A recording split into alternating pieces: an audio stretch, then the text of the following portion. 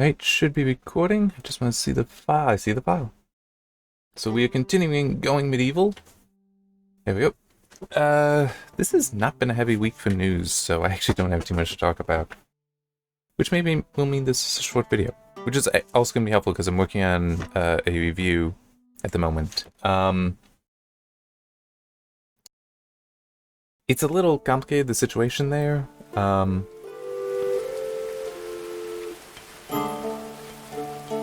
I could probably talk about some of it, but I don't want to until the embargo comes up, which will be next week. So, but yeah, let me actually look. It is just those three things, right? Yeah, a GOG sale. They started their Halloween sale, which does include a hang on, what? Okay, yeah, you're on that. Why are you?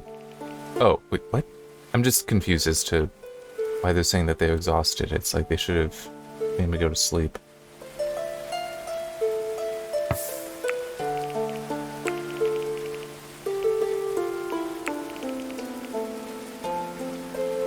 If that's actually true, there'd be anything there.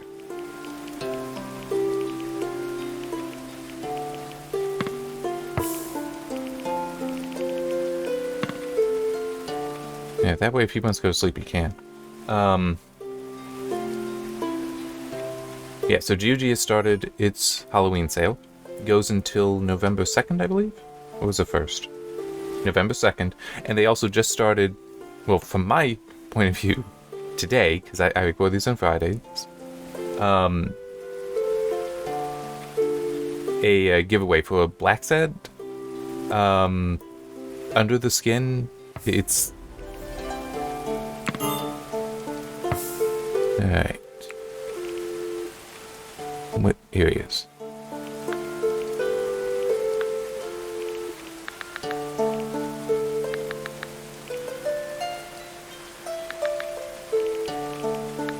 That...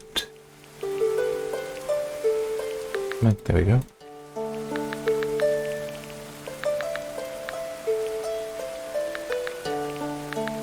2, that's 3, that's 4. That is also a 4. Okay, these are 3s.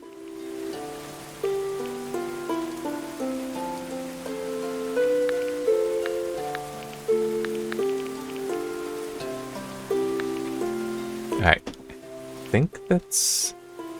I guess actually I should make some of these a little lower.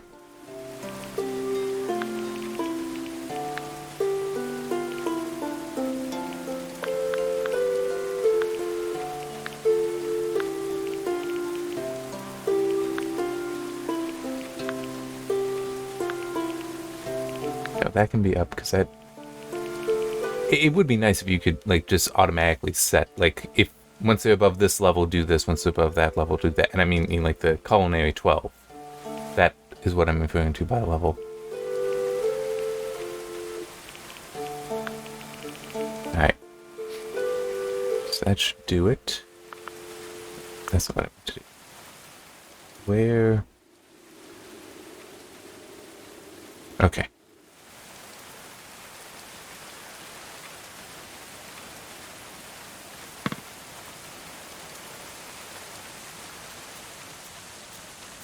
Go away. So I just got to pop up about an email. There we go. And of course, covered over the game. Because I'm playing in a window at the moment. I can actually mention that. Sands of Aura? Yeah. Has hit its 1.0 launch today. Friday. Yeah, I don't like covering game launches typically. I know it seems weird, but it's just one of those. I kind of feel if a game is launching that you're interested in, you ought to know that.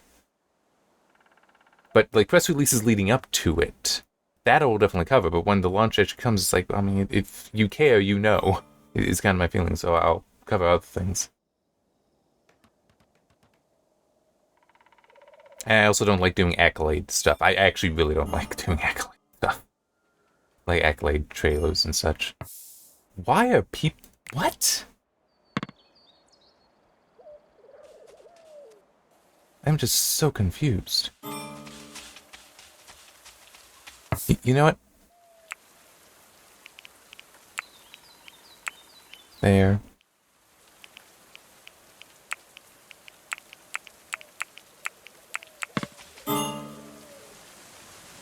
Everyone, just do whatever the hell you want right now. Recover. I don't know. Is it...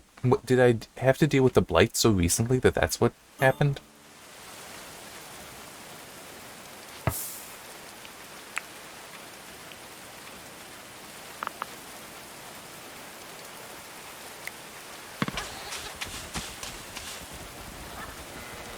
And wow, this is a lot of stuff down here, isn't it?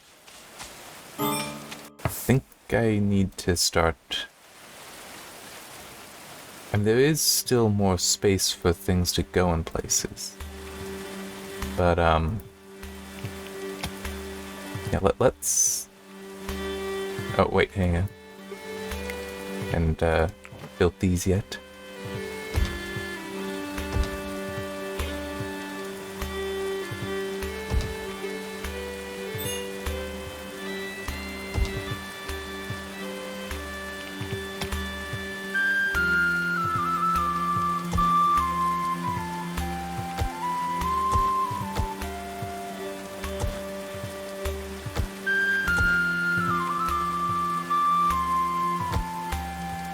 Once everyone is rested, then I'm gonna force them to... Well, I shouldn't say force them. I will get them onto the schedule I've been using.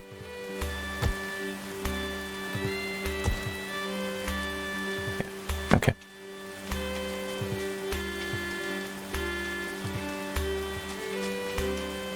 Okay. Yeah, why are you... Thank you for finally resting there.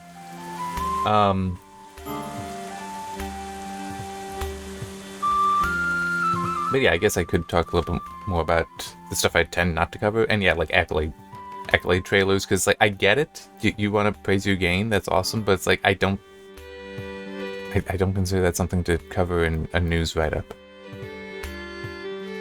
Why should that be a priority compared to, like, hey, there's a new trailer for a game that gives us new information about the game, gives us a new view of the game. It's like, that's more important. If somebody's interested in the game, that's what's going to matter to them. An accolade trailer, I just don't think it...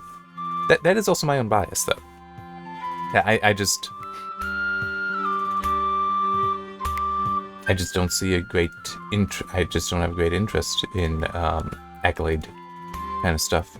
Because also so much of that's cherry-picked. Even if they were picking... Even if I ever had a review that was using an accolade trailer, it would still be, yeah, but you're picking the ones that make you seem good. So that's just the nature of it, and there's nothing wrong with that. It's just I don't necessarily feel that I need to engage in supporting it. Okay, you see, now this is full, or at least nearly so. Yeah.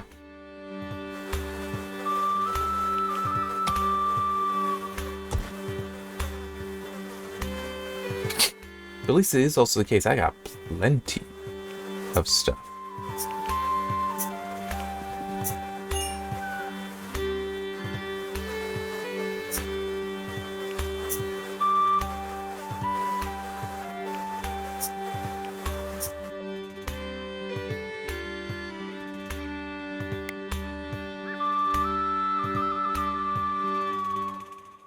Okay. At this point, they should all be happy.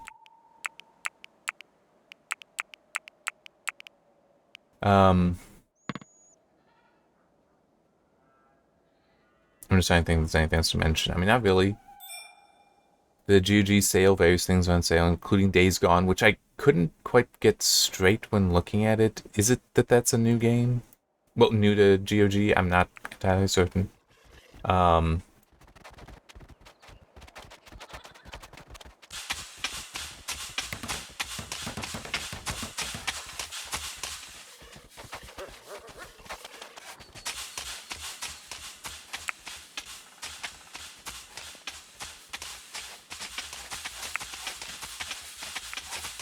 If I can just harvest them, why not? But seriously, this is ridiculous.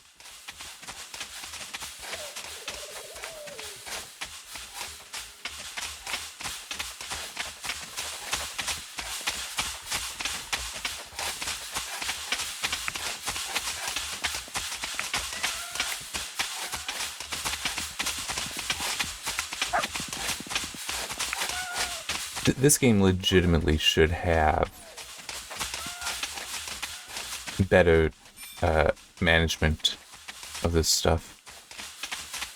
And I'm sorry, it's one of those, this game's been out in early access, yes, but still, it's been out long enough, these features have been in here long enough that this is just absurd. Just why I've said before, it'll be very interesting whenever it comes time to review the release version of the game, because there's so much that will just piss me off. Because it already pisses me off. Alright, here's one other thing I can talk about, and this, I could put it in. Okay.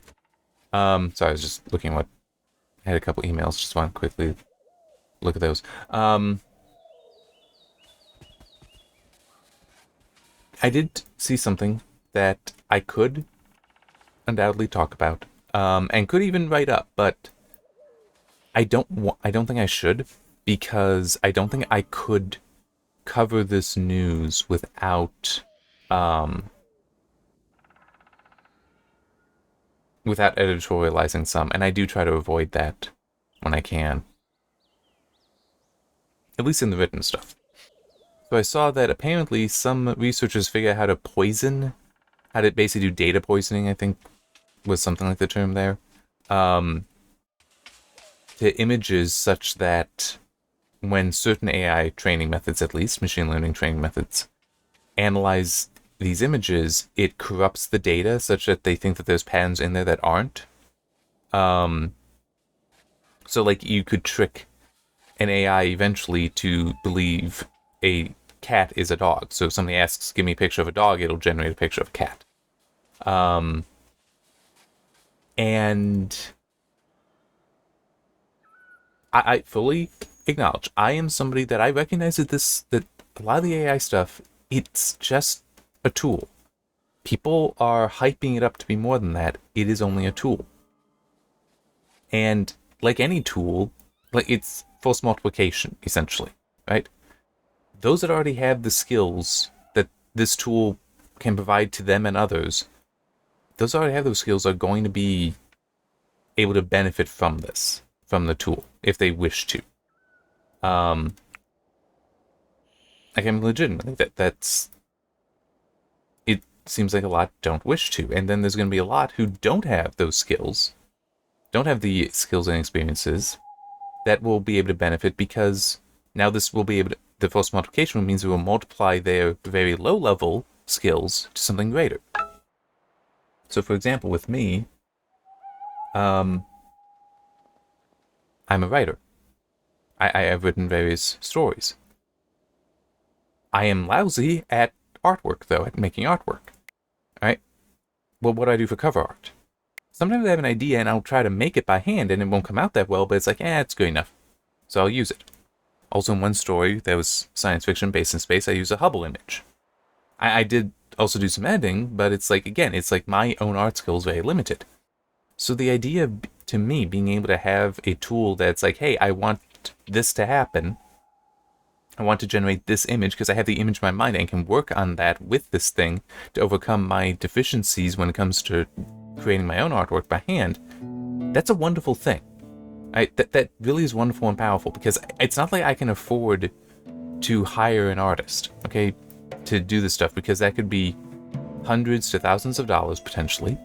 It's like, I don't really know. I'll also admit I haven't really investigated too much, but it's like I would need to find somebody who would be able to do the style I want, that I can explain well enough to them what I want. And then it's also, okay, how do I make sure that because I could see this getting complicated too, how does some of the rights work? I mean, I can believe that plenty would be like, no, once you pay me, you own it. So it's, I don't need to worry about anything confusing there. But it still is. I mean, it's like, it's a whole mess of stuff that I don't necessarily want to have to deal with. So if I can make it by hand or use a tool to help me make it by hand, that I see as a good thing. Okay? So to me then, this idea of poisoning the well, essentially, poisoning the images, is like, this is actually malicious. Because one thing about because people are like, oh, but, AI is stealing this stuff. It's like, okay, the equivalence, and this is what I will do for some of this stuff, is I will compare it. Okay, what would be the action if a human did this? What would be the equivalent for a human doing this? And is that unethical? And what the equivalent for a human would be like going to a museum and studying all of, let's say, Rembrandt, because his name came to mind. Studying all of Rembrandt's art. And then somebody asking for a new portrait to be done, a new picture to be done in the style of Rembrandt. Okay? Or just to ask, I don't know, I don't remember what style Rembrandt did. But, like, I want the portrait of, say, I'm assuming Rembrandt did portraits of women, so you would learn a sense of a feminine form, in his style at least. You ask that artist that has studied this to create create an image of the feminine form in that style. And it's like, you ask that, and that's what they will do. It's like, that's what the AI is basically doing, except that their studying is different and can potentially be on millions of works of art instead of only hundreds or thousands. But it's also going to lack some of the, I'm trying to think of how best to put it, it's going to lack some of the nuance that only comes from people because, we have our own tastes, we have our own interests. An artist studying Rembrandt would clearly like Rembrandt's works. I don't know why you'd study it otherwise. But, like, they would still have their own styling in some ways. Like, they're not going to perfectly recreate Rembrandt. They will do it their way, but they've learned from the master, essentially. Well, that's kind of what the AI stuff is doing. So this poisoning would be like if you somehow, made it where, and it's also worth noting that a lot of the stuff that the images that are being trained on are ones that's like, you can go online and find. Like, anyone can look at this. It's in a museum. That's part of the reason why I use that example. It's, they are up there to be viewed. But when you walk into a museum and look at a painting, you don't own that painting, no. But it is there for you to view. Again, what is the difference between AI viewing it and a human viewing it? How is it ethically different? And it's like, I don't see how you can say that, oh no, there is an ethical difference. No, it's there for people to be able to view this. So you can't start distinguishing, oh, well, this can view, you can view and you can't. You can't start doing that. And that's kind of what I see here with the, with this idea of poisoning it, where it's like, no, it is malicious, because you're saying that, I am only allowing for this. It's like, but everyone's allowed to see it. Why are you doing this? I do feel that it is somewhat malicious. I mean, it would be different if it were a work of art that is maintained exclusively in a private collection. In that case, somebody viewing it might be illegal. I mean, it's like if you did your own painting, kept it in your own home, never allowed anyone to see it, but people knew you had it, and it's like, but you never allowed anyone to see it, and your intention was for it. What? It was a bear group? Okay. Oh yeah, I do need to change them over to winter, don't I?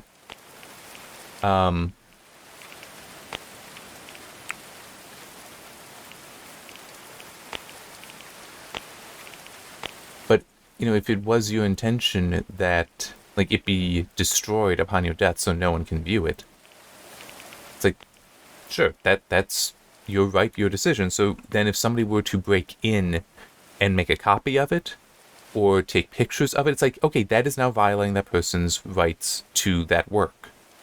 And yeah, that would be a violation. That would be unethical. But if it's in a freaking museum, if it's images of it are intentionally put up online with, like, no, it is so people can view it, then it's fair game. It is fair use. So the idea of trying to destroy that, especially because it's something where researchers or whoever that are building these AI models, suddenly you've just poisoned it for them. It's, though not to death, let me be clear here, it's like the Tylenol scare that happened so many years ago now. I mean, it was long enough ago, even I don't have real memories for it, but I think I was alive for it. Where I think it did happen for a little bit, but it just terrorized the country. A lot of people were terrified that somebody had poisoned Tylenol bottles of Tylenol in various pharmacies, such that you didn't know when you got it out, when you got it, was it tainted or not. And that's part of the reason why there's various seals now to indicate if it has been tampered with. But it's like you're kind of doing that, where you're now poisoning those bottles, because somebody, trying to train these models, suddenly they don't know. They can't trust this. I mean, it's like, why are you terrorizing them like that? Now, I agree. That is an exaggerated use of the word terrorize there. And because the threat isn't potentially lethal. But it still is. That is an active effort to destroy somebody's work. And for what reason? Because you don't like that that it's up in a museum and people can choose by looking at it to study it and recreate it? How is there any ethical grounds there to make that appropriate? Like I said, I would editorialize on this. That's why I'm not going to write it up, because I don't think that's fair. I mean, not for a news item. It's different in here, because at least here, I can talk it, I can try to reason out, and yeah, try to give it to you in a way that written word doesn't always succeed at. Which is funny. I'll even say I'm better at writing than I am at talking, but it's still some things. It's like, no, I'd much rather talk about it than write about it, because it's just going to be easier for me to make my point. But yeah, but it is still the whole, if it's in a museum, effectively, if it's up online, and it's like it is, and that it is there for people to view, that makes it, the studying of it, the training on it, that makes it ethical. That does make it fair use. I mean, another analogy would be that, I guess his name came to mind, James Cameron. I would hope he wouldn't do this. I would hope none of them would do this. But imagine James Cameron declaring that you can watch my films but never study them to try to learn methods to make your own. It's like, what? Do you have any idea how nonsensical that is? So it's like, you want us to watch it, you want us to be entertained by it, but you don't want us to be inspired by it? How does that make any sense? Because that again, the whole, what would this be if we applied it to a person? If you do that, there's a lot of things that it's like people say, no, you can't let AI do this, but it's like, a person can, so why can't the AI? And I get the whole, but an AI isn't a person, yeah, but it's a person using the tool, and it's a tool made by people. So I mean, it's really a weird situation. I can understand people getting heated, but it's, I just, that specific thing that I saw is just a line too far, in my opinion. And it's also for people that are like, oh, well, how would I feel if somebody trained an AI on my 4 novels and started trying to rip off my work? It's like, well, hold on, not rip off my work, but impersonate my style. For one thing, I would love to see what that AI does, because I know that some of the books have very different styles. So don't ask me why it's how those stories want to be written. But it's on its own right there. Nah, that I'd be more curious. But it's like, well, I wrote the stories, and I guess why should, I mean, if you're taking inspiration from it to write your own, awesome. That's actually very gratifying to me. If you, wow, they can actually still get through there. Huh, even the cow. I don't know what I want to do next here. By the way, I do... Hang on.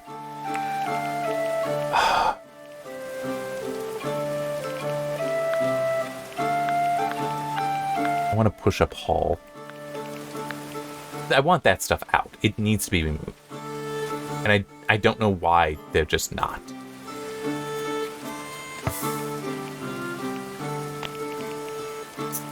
Yeah.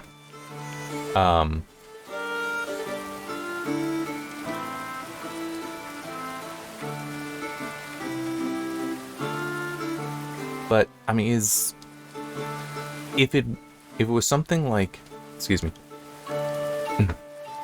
if it was I know I said excuse me first because I knew it was coming. If it was something like somebody were using AI to train a model off of my writing style, and then I just do want to try to get ladder in here.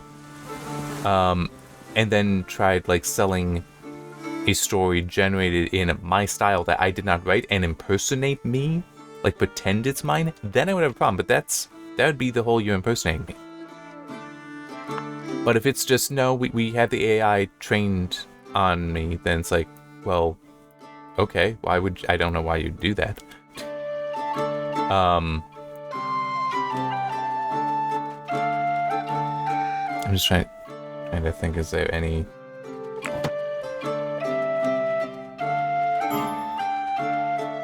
better way of laying this stuff out? There might be, but let's just do it this way anyhow.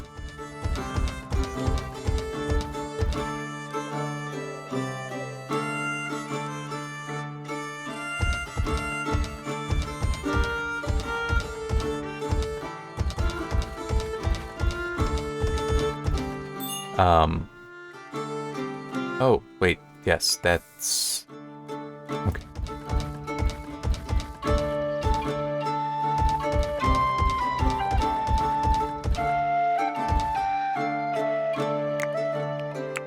Need to cancel those. Okay.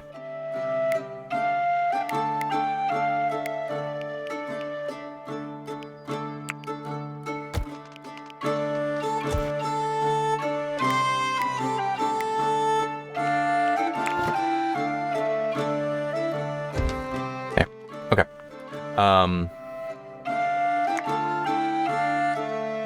But no, I mean, it's like, I wouldn't be bothered. Because, I mean, I don't trust that any AI would match my my own writing quality, even though I'm not going to say that my writing quality is great, is stupendous. But still, it's like, no, I still have faith in people that AI can at best impersonate, but impersonation isn't good enough, in my opinion, so no, it wouldn't bother me. It's like, you know, a good story is still gonna do well. I guess I'm trying to think of the right words to put this in, but it's like, no, that idea wouldn't really bother me. Now, would I ever use AI in writing? No. I don't need to. Simple as that.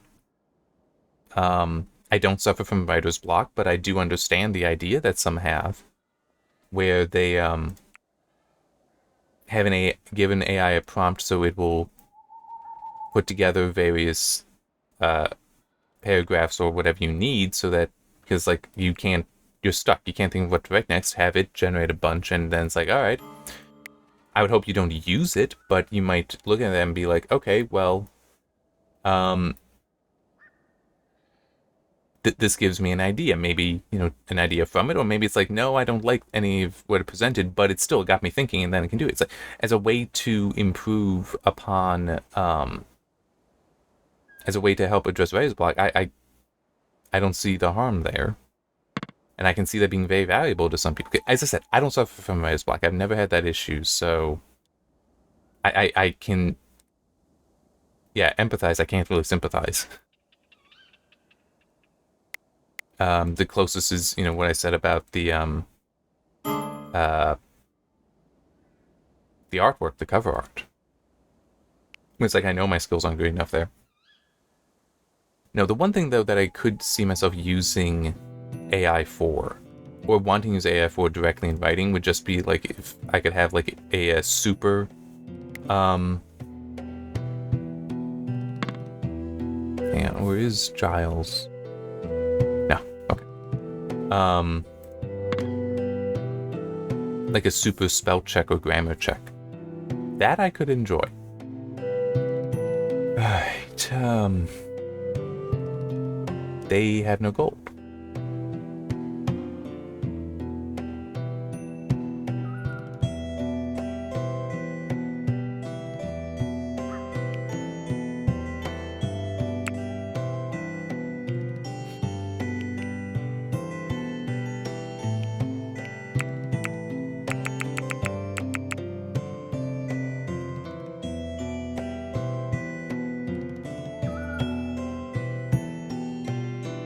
Um,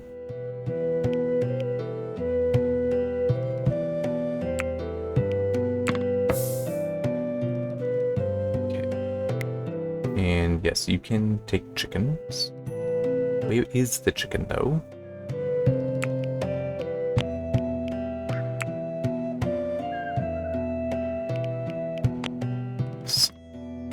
This might be bad. Unfortunately, it is in a building, so it might be safe in there. But, well, I can't quite tell where it is on the first floor. Okay. Let me also just see. They've still not cleared this all out.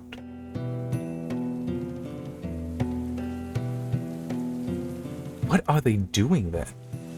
Like, seriously, they're set to haul, but what are they hauling? Okay, now, oh, they were still eating, weren't they? But yeah, like a super spell check or grammar check, because it is so annoying when it's like, you have this is a fragment sentence, so I'm going to underline it in green. It's like, yeah, it's conversation though, it's dialogue, it's allowed to be, because it is how some people talk, or it is how you respond in conversation with some people. I'm just like, what is? Why are you telling me this? I'm just like that. Yeah, that would be nice, but that's about all the use I think I would have for the writing.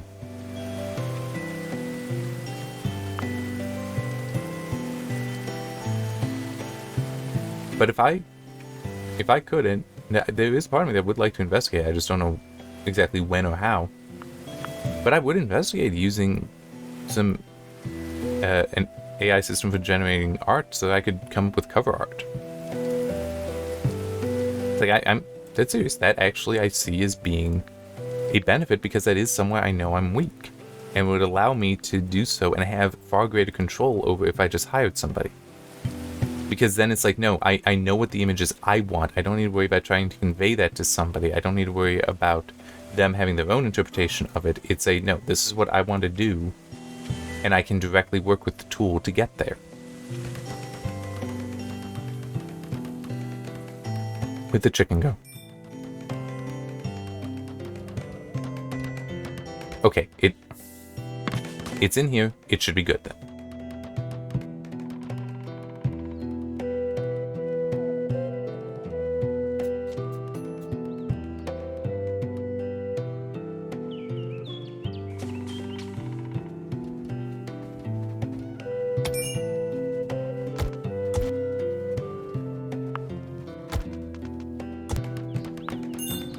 There, the floor should keep that working fine. And how is all this looking? This is looking good. And, okay, I can also get to work over here on it.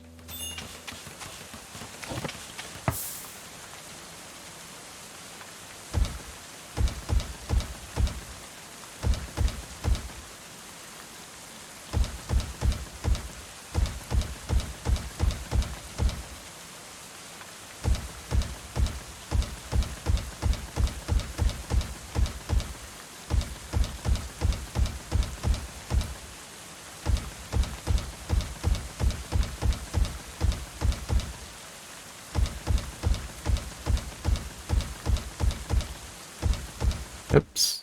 Well, it's on that. Yeah, that is actually true. I shouldn't that far with it.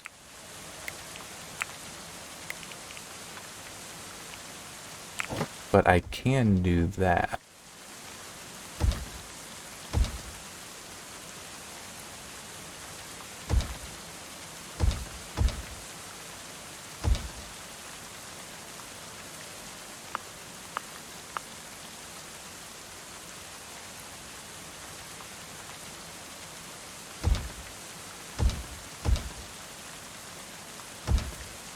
There.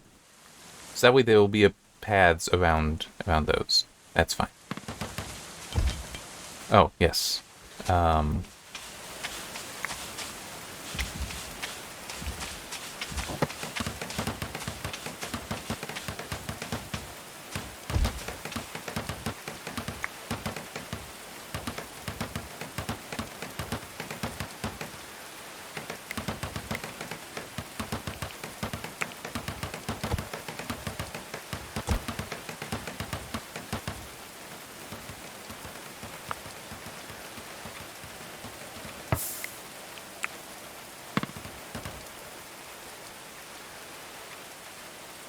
How long have I been going? Half an hour. Yeah, this. I think I did say this one might end up being short. Um.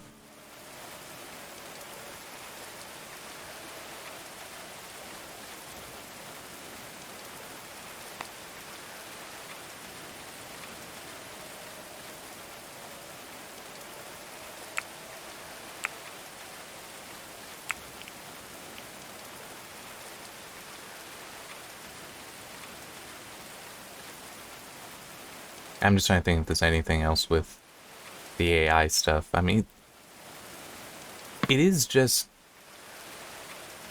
I can understand why people are so concerned about it, but it also just, to me, seems very overblown.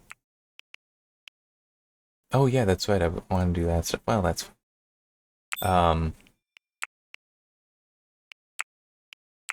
that people are seeing it too much as a magic box. People are seeing it too much as what is presented in science fiction. And they think that that's real, and it's like, no, that's science fiction. I mean, legitimately, that is a response I have to something. Is like, some of this, that's science fiction. That's not how it actually works. And as somebody who writes science fiction, I do give some thought to this stuff. And that, eventually it will just be recognized as a tool. And I think that we're better off if we see it that way now. And yeah, there can be unethical uses of the tool, but there can also be many ethical uses. And what is the reasoning some people use? It does seem that some are just being histrionic and hyperbolic with it. And that's why it's like, if we go back and think about, okay, could a person, what would be the analogy for a person doing this? And it's like, museums, part of the reason they even exist, art museums even exist, so that students can come in, look at it, learn, study, and improve their own craft, or themselves learn how to paint by looking at this and paying such close attention. And if that's what the AI is doing, then you're basically saying that art museums shouldn't exist. That is so backwards. That is so screwed up. But that is what some people, it seems, are arguing. Or rather, they're not arguing, because I don't think some of them have thought through the whole of it. I can definitely believe that some of the people, they're just gut emotional reaction. They're not thinking through the larger meaning of their argument. So yeah, to me, this idea of, and here, because now that I have that closed, I actually have the thing open. It's MIT Technology Review has it.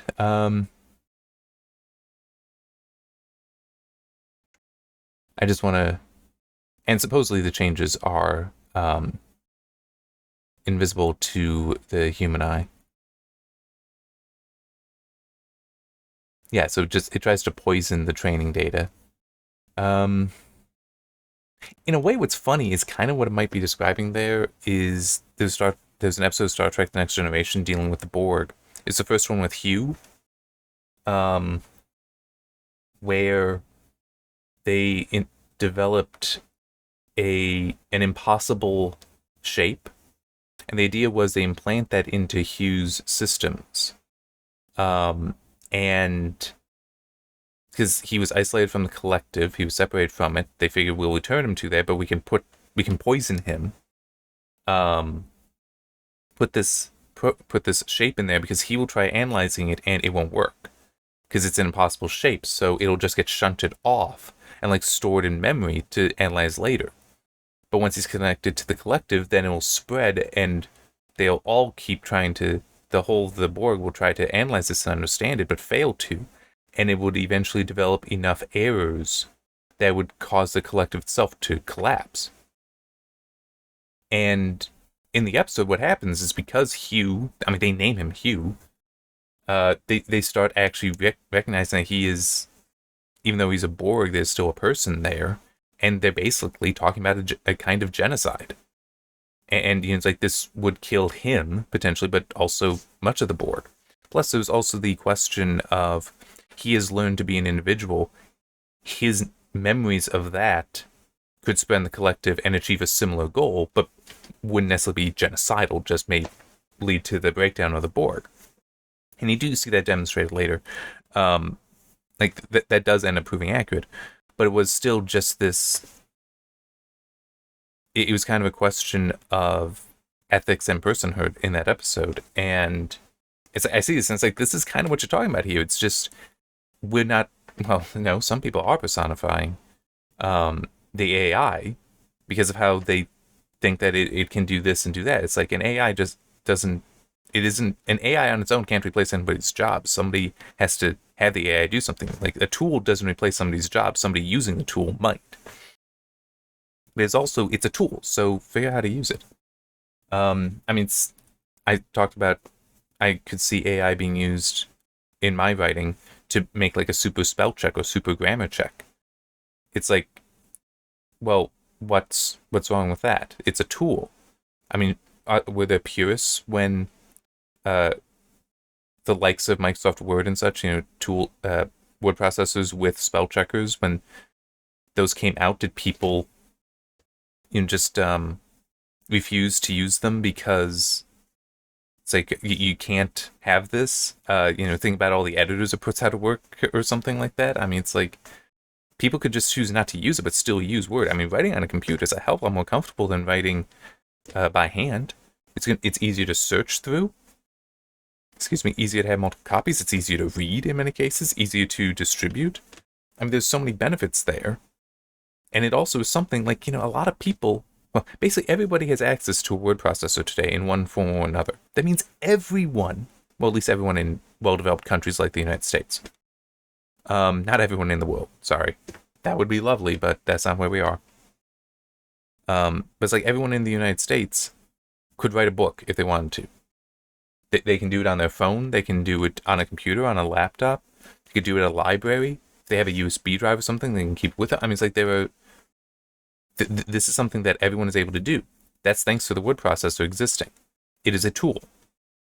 This is a good thing, that it's allowing everyone, including those that don't have a literature background. I don't have one. I've written 4 novels. Well, technically 5. I just haven't finished the editing on one of them.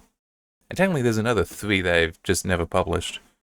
I want to be a better writer before I tackle those again. But it's like, what should I not have been allowed to, just because because I had time and access to Microsoft Word, I could write these stories because I don't have a background in literature? Does that mean that I shouldn't be allowed to write? That I shouldn't be allowed to self-publish this stuff? I mean, grant the stuff doesn't sell, nobody reads it, but that's a separate question. Is that what we're talking about here? I mean, it's like, it's a tool. AI might be a very powerful tool, but they've been very powerful tools before. And Word, I'm sorry, but a word processor like Microsoft Word is an example of that. It is a tremendously powerful tool. And yeah, there would have been people that I could believe that back then were like, no, you can't use a computer, it has to be on a typewriter. That it makes it too easy, too open. It's like, how's that a bad thing? And it's also, I should look into it some more, because I'm not sure how much my memory is right. And I will finish on this point. But because I am a writer, so I do have some knowledge of the history of writing. Not great, but it's like I identify with it and I remember it better than I would for art. Okay? That if you look into the history of paperback books, you will find that when they were first introduced, there was a concerted effort to prevent them from being printed. I'm serious. And it's like, I feel like we're repeating some of that now. Because it used to be a hardcover book. It was expensive to make. It was complex to make. So let's say a publisher could only do 100,000 hardcover books in a year. Okay? They now have to be very careful about which books they choose to publish. They need to make sure that they are of good quality and that people will want to read them. Because otherwise, there's such small margin for error. Paperback books are much cheaper. So maybe you could do 1 million in a year, an order of magnitude more. Or maybe even 10 million a year. Let's just go with 1 million, so 1 order of magnitude more. Hardcover book publishers wanted that to never happen. They actually tried to stop paperbacks because it would mean that they weren't gatekeepers anymore.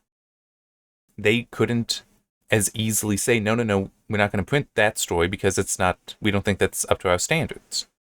And it's like, well, now you can do an order of magnitude more books. So suddenly you can lower those standards. There's more that can be printed. That's a good thing. That is a good thing in the end.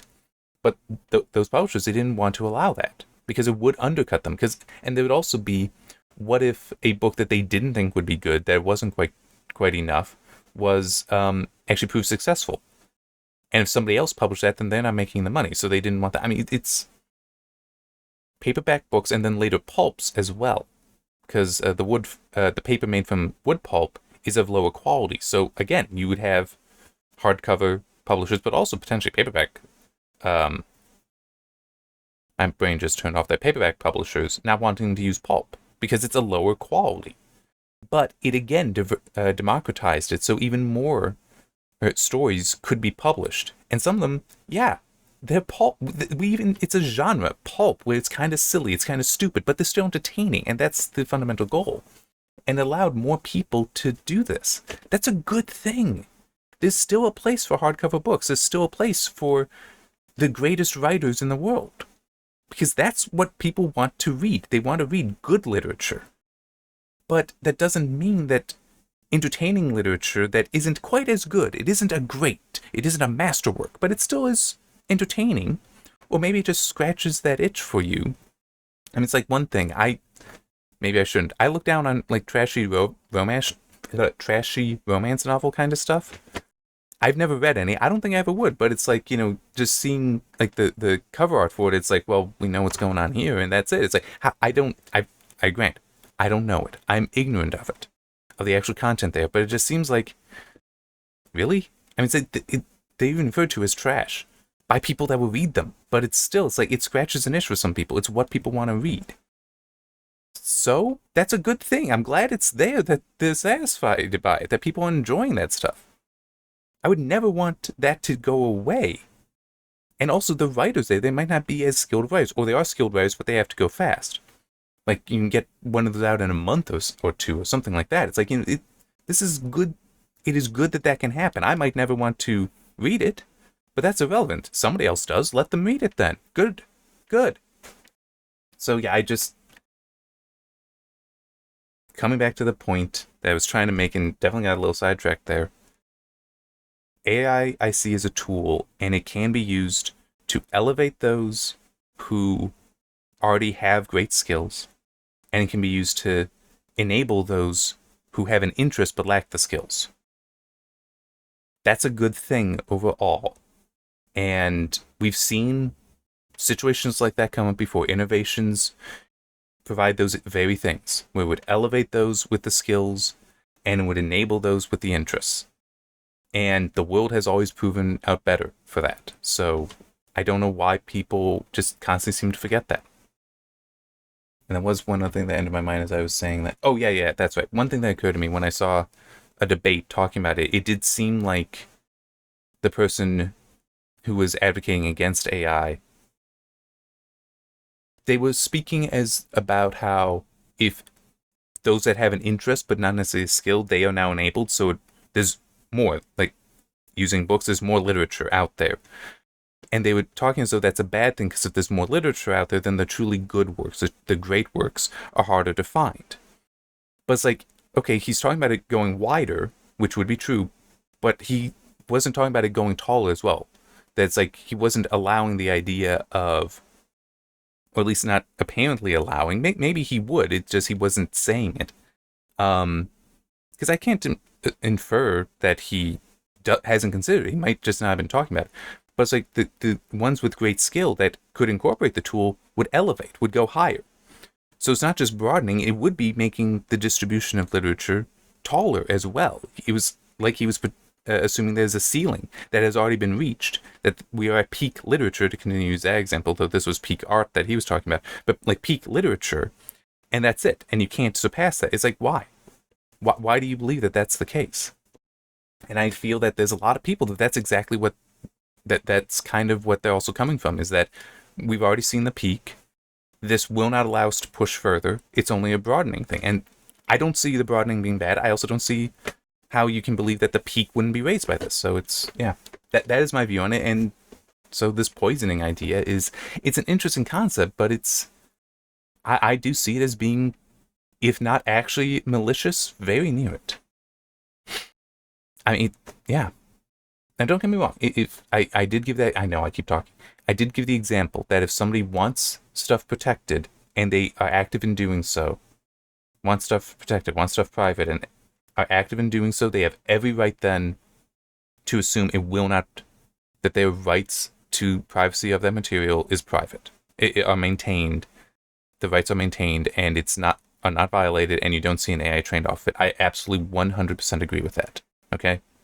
That's not even, to me, a question. It's like, nope, if they don't want it, that's fine. But if you put it out there, it's out there. And you can't complain about that. All right. There's one other thing that crossed my mind. It's tangentially related. Just as also something else. Somebody talking about how, like you don't see the work put in, like the early drafts for stuff being released, like you once could have, because it's like people, if they're writing on pieces of paper, they have that old manuscript somewhere lying around, and so in theory somebody could purchase that, or someone could just look at it and see how the story progressed. I mean, yeah, that's true. I don't have that. I don't have them printed out, but I keep those files, and I'm actually using Git now for keeping track of old versions. So it's just, I know it's very much an aside, but I guess that is also something with AI that you might not ever get, is those steps to how you get to that final product. And it can be very interesting. I do see that as being potentially deeply interesting to figure out, to observe how a story changed over time. I mean, I know how some of my stories change over time, and it can fascinate me as I just see how, and a new idea made me change it, where I realized that, what, actually I should do this differently, and it improves the quality of the story, in some cases, very significantly. I mean, there's one chapter, it had two main events, and I flipped the order of them for what I originally wrote, and it made it so much better. So much more consistent with the characters and much easier to handle later on. It was so far and away a superior thing. It's like I got the original version of how I wrote it, and I have my memory. AI, I don't think you would get that. You would need an editor or a writer going through that literature that the AI generates and making those changes. At which point, then, it becomes a question of, okay, how much of it is AI, how much of it is the person? Or can you make the argument that, well, the person used the AI as a tool to get them started, and then change it all so it's the person's? I think that's more how I would align. I will also add this, and I know I just keep talking and talking and talking. I'm sorry. I do have a aspect of the definition to art being that is uniquely from the creator. To me, then, that does mean that AI, with an work of AI art, whether it's art, a painting, a portrait, or literature, if all you do is put in prompts and get something out, that would fail that aspect of art, that definition of art, because technically all AI are math models. They're deterministic. So you give the same prompts in, and you control the seed as well, the random seed for what noise it throws in. You will always get the same output. Okay, barring like hardware errors, hardware differences, you will always get the same output. That defies the whole that's uniquely from the artist, because it's deterministic. But you could have twins, identical twins, they grow up together. You ask them to paint something, like have them paint a sunrise. You'll get two different pictures from them, because even though they are identical twins and were raised together, they are still different. So it will still be unique to them. But AI fails that kind of check. So I don't count that kind of stuff as AI, as art. That kind of AI art, I don't count that as art, because it's also, in that case, not being used as a tool, and that's the point I'm actually trying to make. I don't like the idea of push-button art. That I disagree with, and like it's just no, I would not call that art. It can still have uses, but it's like you need a human input to actually make it qualify as art. And more human input than just selecting the prompts. Okay, so I do want to clarify that I do have that standard as well. And also I do think that some people, that's what they think all AI art is. And it's like, no, it's not. A lot of it, the person, a human, is going in and fixing it, changing it, improving it, using that as a foundation, using it as the canvas, but then building up something else on top of it. And it's like, there's a lot of points of distinction that I think are worth making, worth considering, that a lot of people I think don't like to. Anyway, I've been talking for like 20 minutes. I am so sorry. I just go on sometimes. And I know it. See you next week.